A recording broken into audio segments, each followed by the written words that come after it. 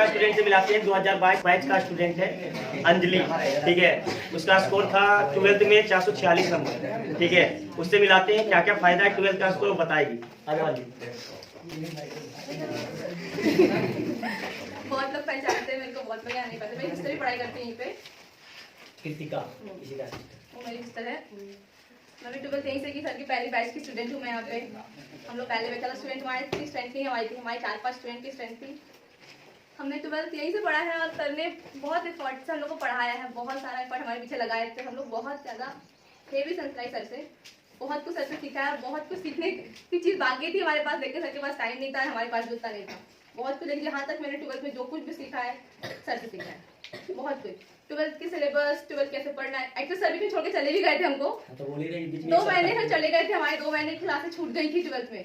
हम लोग बहुत रोए, हमारी क्लास की जितनी भी लड़कियां 5-6 थी, सब लोग बहुत रोए थे क्योंकि सर चले गए थे बीच सेशन से। लगभग 2 महीने लास्ट के बाकी थे एग्जाम के और सर चले गए थे, और हमारी सिलेबस आधे से ऊपर कवर हुआ था, बाकी था पोर्शन।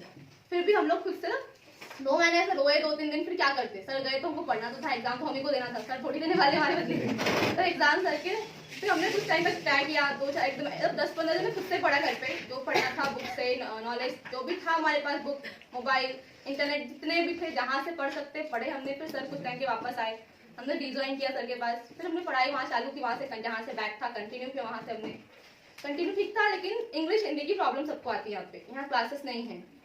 हम मेरे इसमें भी कुछ भी नहीं था। एक सर थे यहाँ पे, वो लगभग ठीक पढ़ाते थे, मतलब हमने क्लास लगाई थी लेकिन समझा नहीं मुझे। इंग्लिश की क्लासेस जो है मैं 2 महीने में क्यों, इंग्लिश में उतना फोकस करने की जरूरत भी नहीं है, चाहेगा तो 2 महीने में पूरा इंग्लिश पढ़ सकते हैं हम। हमने 2 महीने में किया, सभी लोग ने 2 महीने में किया हमारे पास, क्योंकि टाइम नहीं था हमारे पास। हमारे पास सभी सब्जेक्ट के लोड हो जाता है। सर मैथ पढ़ाते उस वक्त, बायोलॉजी की क्लासेस थी लेकिन वहाँ बच्चे बहुत कम थे, हमारे समय मैथ की ज़्यादा डिमांड थी, तो मैथ के बच्चे ज़्यादा थे हम।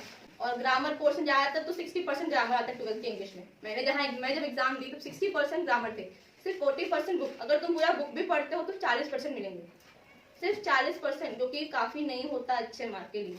तो हमने ग्रामर पोर्शन पहले पकड़ा। ग्रामर हो गया, narration, active voice, passive voice, और वो क्या था, वर्ब वगैरह, बहुत कुछ था ग्रामर में। मैंने भी सिर्फ ट्रिक से पढ़ा है, पूरी ग्रामर मैंने भी नहीं पढ़ी थी, पूरी ग्रामर में साल लग जाते फिर खत्म नहीं होता ग्रामर। तो सिर्फ ट्रिक था वहाँ पे कि ग्रामर के कुछ कुछ क्वेश्चन कैसे सॉल्व करते। तो इंग्लिश का अच्छा क्या, हिंदी भी है, हिंदी के लास्ट जो गद्यांश होते हैं वो पढ़ के नहीं होता है, वो अलग अलग भाषा होती है, समझता ही नहीं क्या लिखा है हिंदी प्रॉपर, तो उसको भी बुक में है, उसका ट्रांसलेट किया वो वहाँ से। मतलब हमारे पास टाइम नहीं था और हम बहुत कम टाइम में वो चीजें कवर करने की सोच रहे थे। और हमारी बैच में लड़कियां बहुत अच्छे से पढ़ने के लिए एक्टिव थी, हम सब लोग कंबाइन करके पढ़ते थे, तो हमारी जल्दी स्टडी होती थी, क्योंकि हम 4-5 स्टूडेंट थे, ज्यादा थे नहीं हमारी स्ट्रेंथ। तुम्हारी इतनी लंबी स्ट्रेंथ हमारी नहीं थी।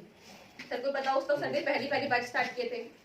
12th का syllabus, physics, chemistry, bio, maths में बायो के फील्ड तो नहीं, बायो का कुछ बता नहीं सकती मैं, मैथ्स के फील्ड में थी। मेरा मैथ्स था तो मैं मैथ्स का 2 बुक प्रीफर करती हूँ। सर ने 2 बुक प्रीफर किया था, केसी सिन्हा की बुक थी और एनसीईआरटी बुक पूरा सॉल्व किया, इसका जितने भी सॉल्व थे पूरे सॉल्व किए हमने। केसी सिन्हा का भी सॉल्व किया, जहाँ आर्ट की सर हेल्प किए, बहुत ज़्यादा हेल्प की मेरे लिए, क्योंकि मेरे को मैथ्स बहुत पसंद है और आज भी मैं मैथ्स के लिए पढ़ रही हूँ। तो सर ने मुझे रिफर किया था केसी सिन्हा की बुक, मैं अभी उस पूरा बुक सॉल्व की हूँ। सर के अगर मुझे डाउट आए तो सर क्लियर करके दिए हैं, किसी बार भी फंसी हूँ क्वेश्चन में या किसी लॉजिक में, तो सर ने मुझे बताया है। तो मैं मैथ्स की केसी सिन्हा की बुक को बोल के पूरा पढ़ूँ। केसी सिन्हा की बुक में से पूरा आता है मैथ्स में, जो इंटीग्रेशन, मैट्रिक्स वगैरह जो है, मैट्रिसेस, डिफरेंशिएशन, इस फील्ड से ज़्यादा क्वेश्चन आते हैं। अगर इंटीग्रेशन भी पढ़ लेते हो ना तो आई थिंक 30% कम हो जाता है, क्योंकि 100 में से हमको 50 बनाना होता है, और 50 में 100 में से मेरे ख्याल से 30% सिर्फ इंटीग्रेशन के पार्ट्स होते हैं, इंटीग्रेशन और डिफरेंशिएशन, इनसे ज़्यादा क्वेश्चन आते हैं। फिर मैट्रिसेस, मेरे सिस्टर का भी एक्स्ट्रा में वही है, तो मैं भी आई थी, बोल रही थी मैं कैसे पढ़ूंगी, मैं एक्स्ट्रा में फेल ना हो जाऊँ सब्जेक्ट में। तो मैं बोली उसको फेल होने की जरूरत ही नहीं है, अगर तुम नहीं भी पढ़ोगी सिर्फ 2-3 चैप्टर पढ़ लोगी तो पास हो जाती है उसमें, क्योंकि 100 में तुमको 50 बनाना है। अभी तो बिहार बोर्ड ने बहुत सुविधा है कि 100 में 50, बाहर की किसी भी बोर्ड में तुम एग्जाम दो, टोटल बनाना है तुमको, एक भी चीज एक्स्ट्रा नहीं मिलेगा। जहाँ मैं अभी फिलहाल प्रेजेंट में पढ़ रही हूँ, वहाँ पे भी तुम्हारा सेमेस्टर पैटर्न है, 6 महीने में एग्जाम होती है।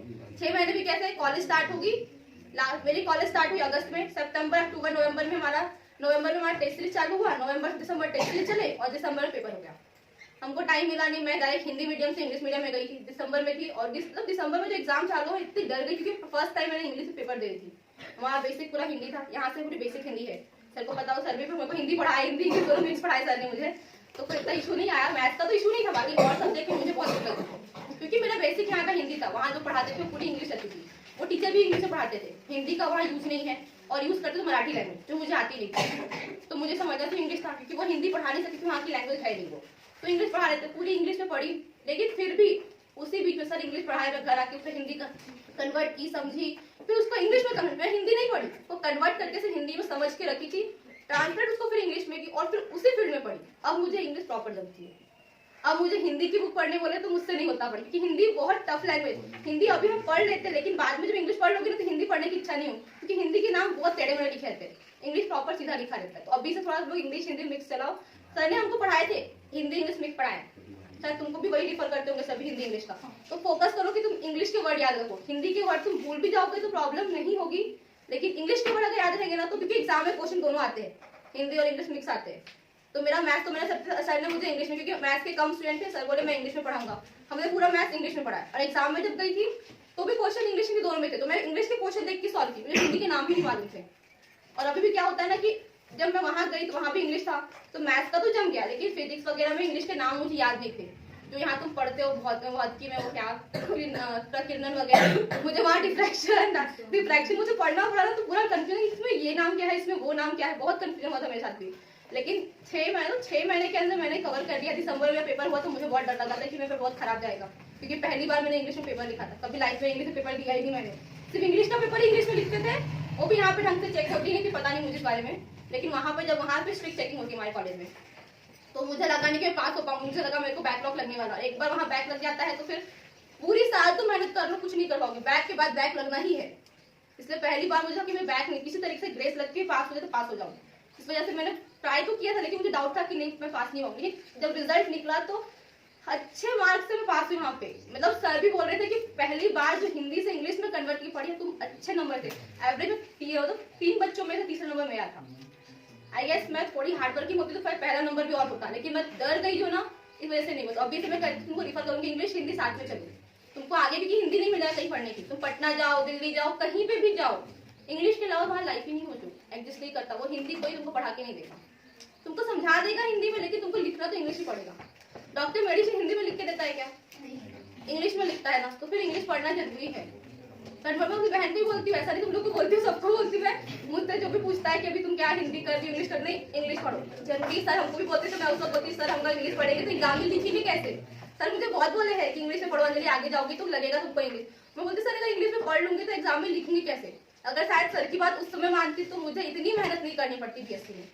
बीएससी में मैंने बहुत हार्डवर्क किया, 6 महीने के लिए इतना ज्यादा हार्डवर्किंग हो गई थी, क्योंकि मुझे जम नहीं रहा था कंटिन्यू घर पे, कॉलेज से आना, घर पे बैठना और कन्वर्ट करना चाहती थी। कॉलेज में जो पढ़ाते तो समझता था मुझे, लेकिन उसके नाम नहीं आते थे। घर में आके उसकी प्रैक्टिस रिवाइजिंग सब चलते रहा, तब जाके भी प्रॉपर हो गई हूँ, समझता है। फिर भी कभी कभी कोई वर्ड आते हैं तो मटक जाती हूँ, हार्ड वर्ड आ गया, कोई नया वर्ड सुन लिया तो मुझे प्रॉब्लम होती है। तो इस वजह से मैं बोलती हूँ थोड़ा इंग्लिश रिफर करो भी सही, क्योंकि उनको प्रॉब्लम नहीं जाएगी। क्लास का स्कोर का फायदा बता दो, ये सब कुछ समझ में नहीं आता। नहीं, 12th का अगर तुमको नहीं आएगा मार्क्स तो फिर एडमिशन लेना पॉसिबल नहीं है अच्छी कॉलेज में। मेरे मार्क्स थे 89.2% बने थे, हमारे यहाँ परसेंटेज काउंट करते हैं, हमें पढ़ रही थी परसेंटेज काउंट करते हैं। अगर परसेंटेज तुम्हारा 60+ होता है तो तुमको एडमिशन मिल जाएगी बीएससी में। बीएससी में एडमिशन 60+ हो जाएगा तो मिलती है, लेकिन ऐसे नहीं मिलती है। तुम चाहोगे तुम फ्री में एडमिशन करा लो, पेरेंट्स के पैसे नहीं लगेंगे, पॉसिबल नहीं है। तुमको फिर डोनेशन के नाम पे देना ही पड़ता है।